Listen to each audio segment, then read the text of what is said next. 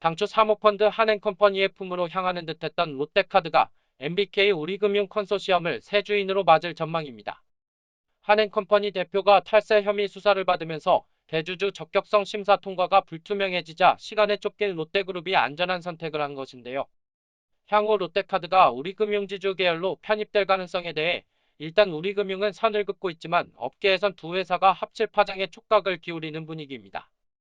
롯데그룹은 롯데카드 매각 우선 협상 대상자를 한행컴퍼니에서 MBK 우리금융 컨소시엄으로 변경했다고 21일 밝혔습니다. 롯데그룹은 지난 3일 한행컴퍼니를 우선 협상 대상자로 선정하고 13일까지 배타적 협상을 진행했지만 우선 협상 기간 이후에도 본계약을 미루던 상황이었는데 롯데그룹의 결정에는 한행컴퍼니에 대한 탈세 혐의 수사가 영향을 미쳤습니다.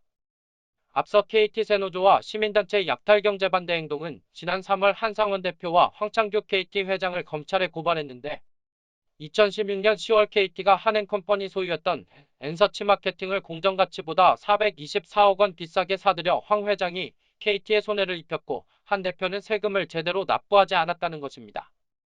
이후 서울중앙지검에서 고발인 조사를 진행했습니다.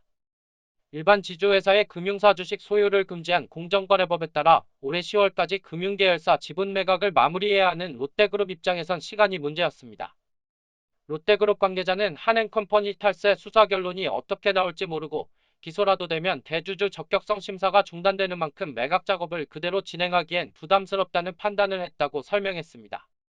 MBK 우리금융 컨소시엄 측은 한행컴퍼니와의 우선 협상 기간이 종료된 이후 롯데그룹과 접촉을 시도한 것으로 전해졌는데요.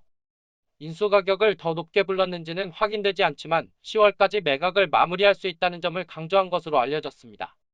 우선 협상 대상자 변경으로 다시 1, 2주 실사를 거쳐 본계약이 체결될 것으로 보입니다. 향후 롯데카드 지분은 MBK와 우리금융이 60%와 20%씩 나눠 인수하고 나머지 20%는 롯데그룹이 소유해 3대 주주로 남게 됩니다.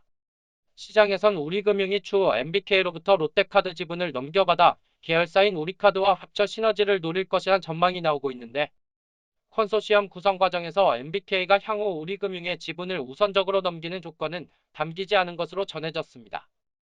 다만 우리금융은 MBK가 지분을 매각할 때 같은 조건으로 지분을 팔 수 있는 권리를 챙겼다고 합니다.